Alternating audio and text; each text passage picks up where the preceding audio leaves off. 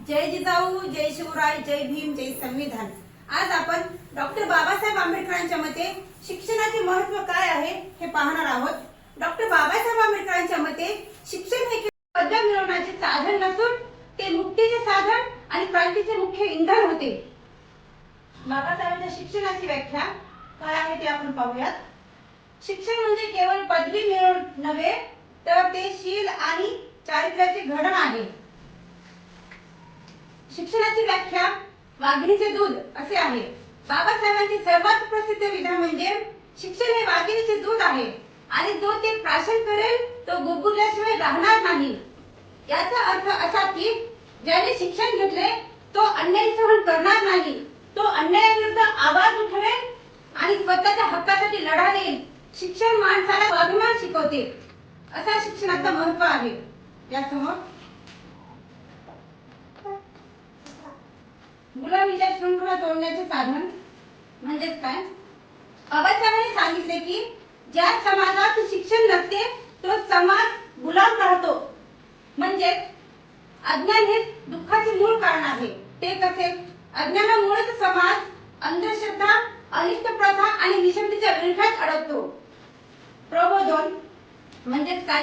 शिक्षण माणसाच्या डोळ्यावरील अंधश्रद्धेची पट्टी काढते आणि त्याला चांगले वाईट यातील फरक समजण्यास मदत करते।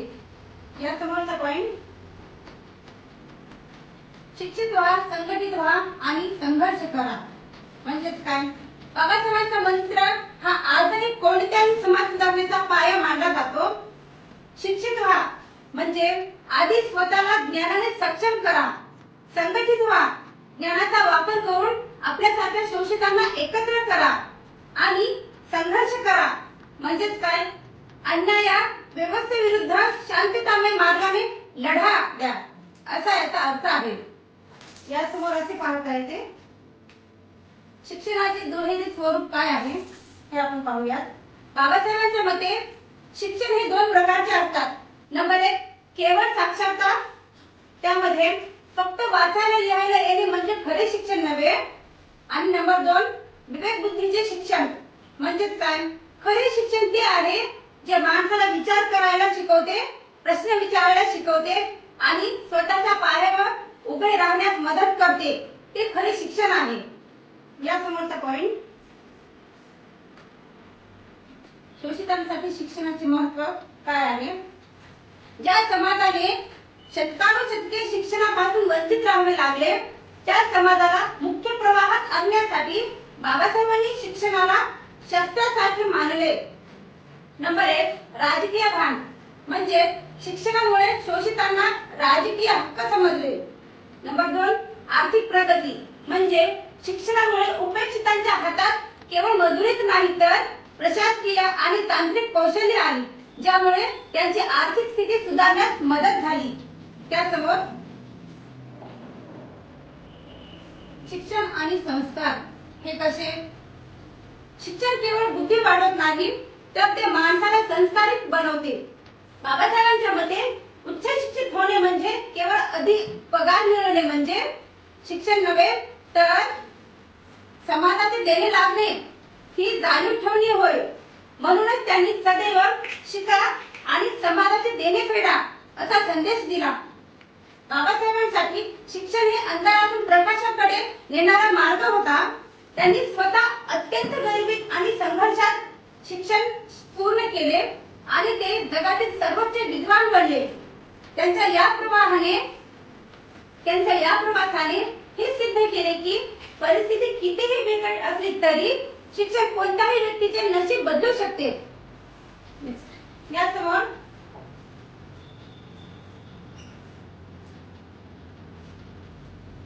व्यक्तिमत्व विकास आणि आत्मविश्वास हे काय आहे? तर व्यक्तिमत्व विकास म्हणजेच काय? शिक्षित व्हा, संघटित व्हा आणि संघर्ष करा। आणि आत्मविश्वास म्हणजे काय? तर 1 स्वाभिमान, नंबर 2 निर्भयता आणि नंबर 3 स्वतःवर विश्वास ठेवा असा होतो। शिक्षण माणसाला स्वतःची ओळख करून देते। जेव्हा एखादी व्यक्ती शिकते तेव्हा तिची विचार करण्याची व्याप्ती वाढते। अज्ञानामुळे निर्णय होणारा न्यूनगंड दूर होऊन मनात मी काहीतरी करू शकतो हा आत्मविश्वास निर्माण होतो. यासमोर असे पाहता येते, निर्णयाची क्षमता ही कशी, तर शिक्षित माणूस परिस्थितीचे विश्लेषण करू शकतो. योग्य आणि अयोग्य यातील फरक समजल्यामुळे आयुष्यात कठीण प्रसंगी योग्य निर्णय घेणे शक्य होते. अंधश्रद्धेवर विश्वास न ठेवता वैज्ञानिक दृष्टिकोनातून गोष्टी पाहण्याची दृष्टी निर्माणाने मिळते, असा याचा अर्थ होतो. त्यासमोर लोकशाहीचा आधारस्तंभ म्हणजेच काय, लोकशाही व्यवस्थेत नागरिकांचे शिक्षित असणे अत्यंत महत्त्वाचे आहे. आपल्या देशाचे संविधान आणि कायदे समजून घेण्यासाठी, स्वतःचे हक्क आणि कर्तव्य ओळखण्यासाठी शिक्षण असणे आवश्यक आहे. जो समाज शिक्षित असतो तोच खऱ्या अर्थाने लोकशाहीची फळे चाखू शकतो आणि ती सक्षम ठेवू शकतो, असा याचा अर्थ आहे. यासमोर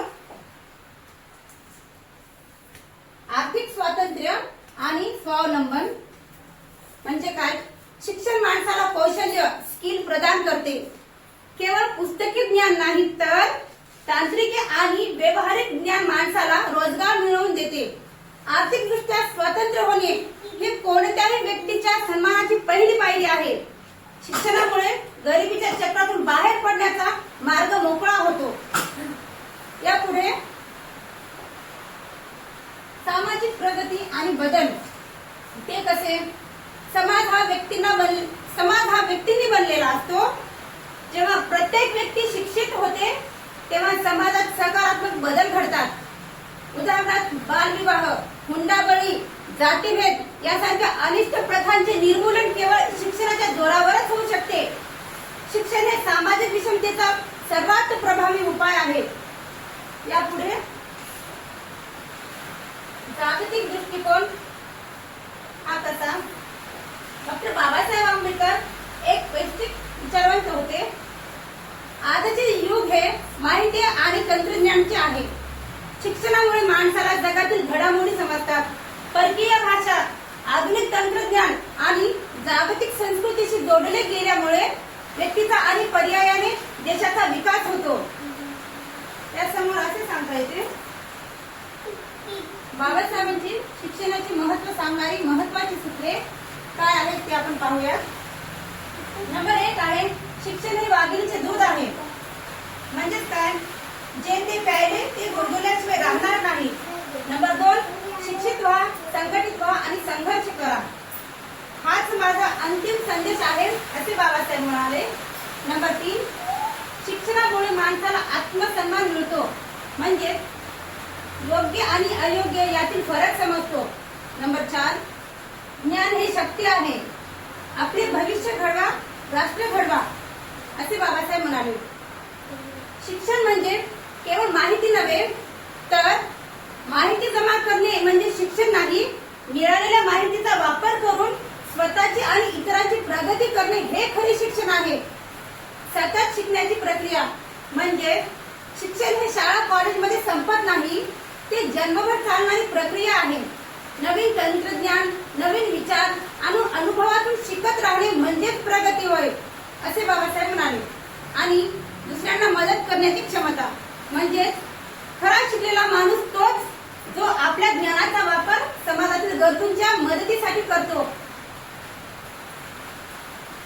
यासमोर शिक्षणाचे महत्त्व म्हणजे थोडक्यात सांगायचे काय तर शिक्षण हे असे एक गुंतवणुकीचे साधन आहे, याचा परतावा रिटर्न तुम्हाला आयुष्यभर मिळत राहतो.